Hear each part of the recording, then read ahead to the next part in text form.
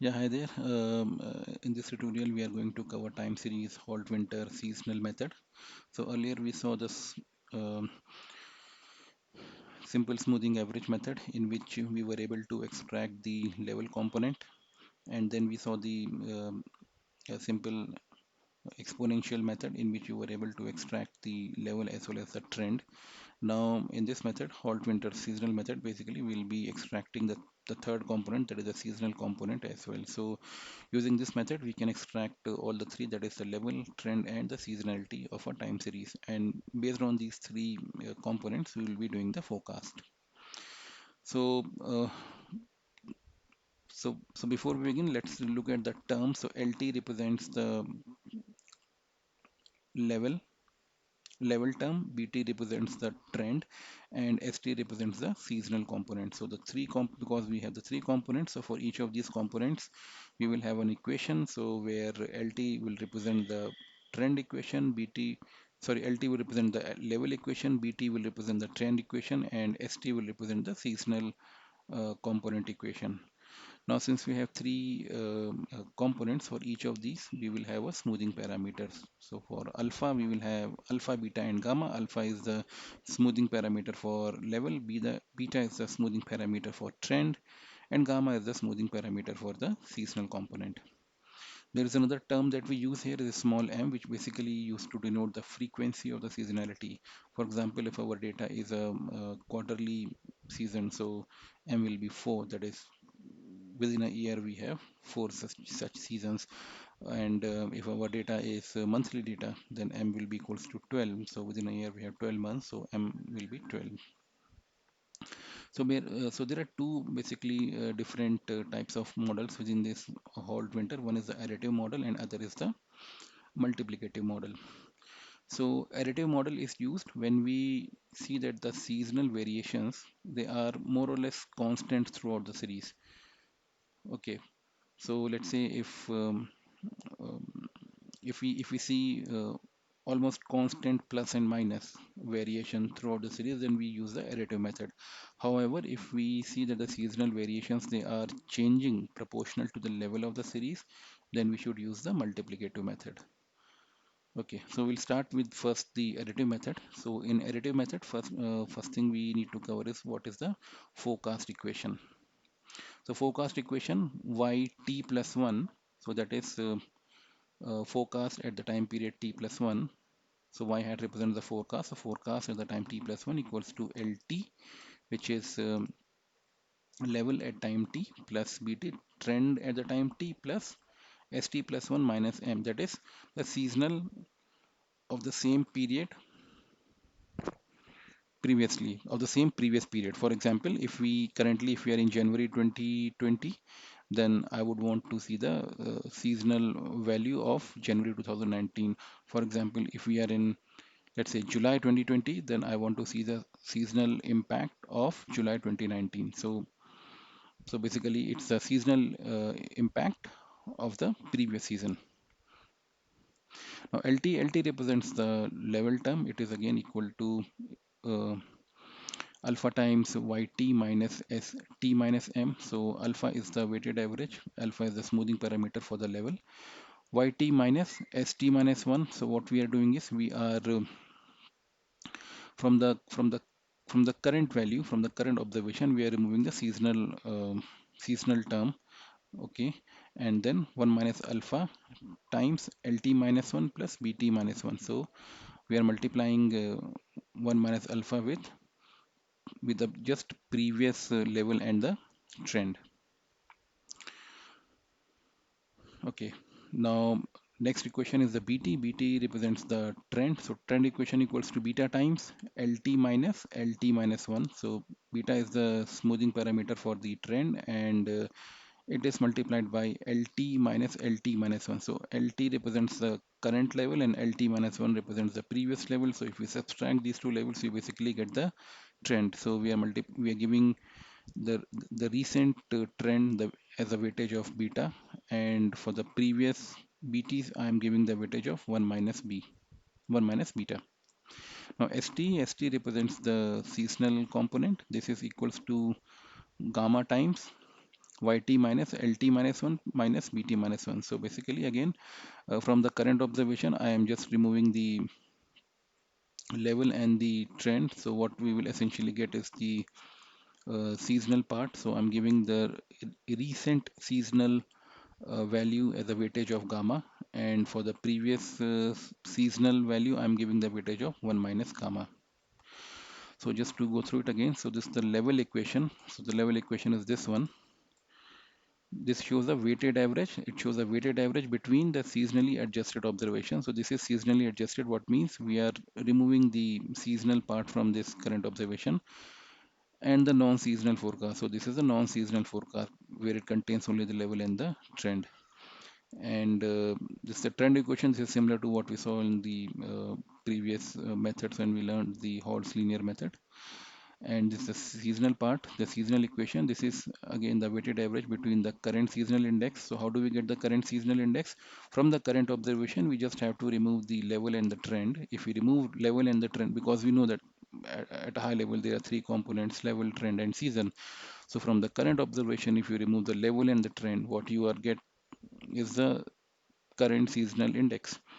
So that I'm giving the weightage of gamma plus 1 minus gamma times the same season last year, or the same uh, seasonal impact of the previous season. So now we'll take an example to go through it. So this is the data that I'm having, in which basically what we have is the quarterly data for the year 2017, 2018, and 2019 for quarter Q1 to Q4, Q1 to Q4, Q1 to Q4 for each of these years, and then we have these actual sales. So we'll see how do we calculate each of these equation for each of these components, that is LT, BT, ST, and then how do we calculate the forecast. So for the simplicity, I have just put the formulas here so that we can refer to it while calculating the values.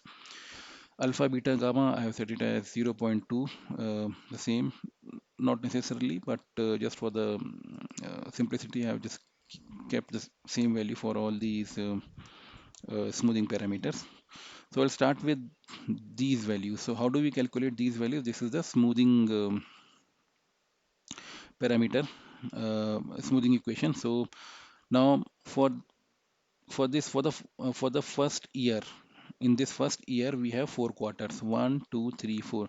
What I'm doing is I'm taking the average of these and subtracting each of these from the average. So if I click here, if you see, it says C7 minus average of this. So basically average, if I see the average of these 1, 2, 3, 4 is 110. So 80 minus 110 is minus 30. 130 minus 110 is 20. 140 minus 110 is 30.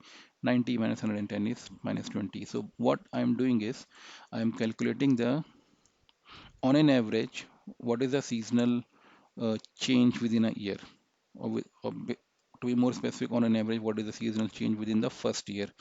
We are doing this thing for the first year because we don't have anything previous to it, so we need some value to start with. So for this I'm just calculating the seasonal impact within the first year. Now now now we know, now for quarter 4, if you see, we know what is the seasonal impact. Okay, and we know what is the actual value, so I can calculate the LT value for this. So how can I can get the LT value? Because this is the actual 90 and we don't know, let's say, since we don't know BT, so only thing that is left is the LT term. So if I, from actual, if I subtract the seasonal thing, I'll get the LT term. So 90 minus minus 20 gives 110. So we got the LT. Now here onwards, that is from quarter 1 2018 onwards, we'll be calculating values based on these formulas. So what is the formula for LT? LT says alpha times yt minus st minus m. So alpha times alpha is 0.2 times yt. Yt will be equals to, so now we are here right now. So this becomes our tth row. So alpha times, that is 0 minus 2 times yt, that is 112, minus what is the value in the previous season. So this is quarter 1 18. So if I go to quarter 1 2017, what is the seasonal value is minus 30. Okay, so this becomes 0.2 times within bracket 112 minus minus 30 plus 1 minus alpha times previous L previous uh, level plus bt minus 1. So previous level is 110 plus some, now since we don't have previous trend, so what I'm doing is if there is no previous trend, I'm just substituting it by 0. So accordingly I'll get 116 for this. So the same formula I've just dragged it and calculated the all the levels. Now again for beta, that is bt, that is the trend equation. I'm using beta times, beta is again 0.2 times current level minus the previous level. So current level 116.4 minus the previous level is 110.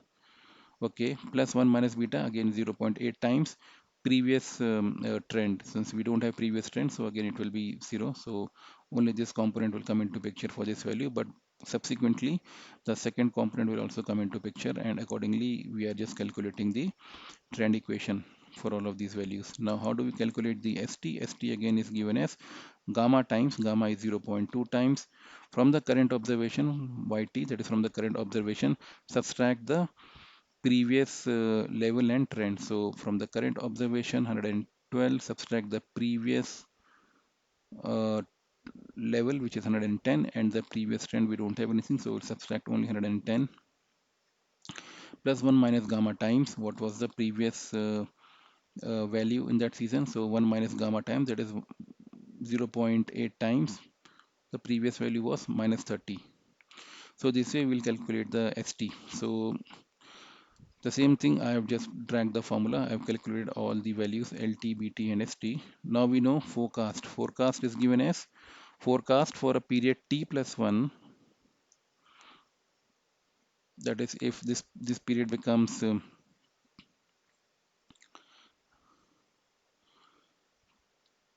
T plus 1, yeah, it equals to LT. It means this LT plus BT. So we don't have anything BT plus whatever the value was there in the previous season, that is it was minus 30.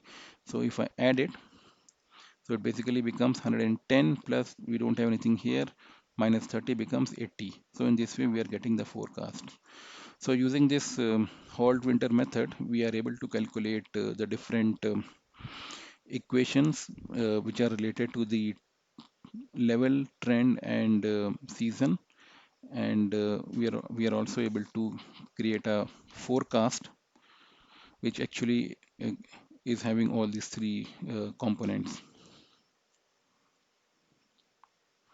Now we'll cover the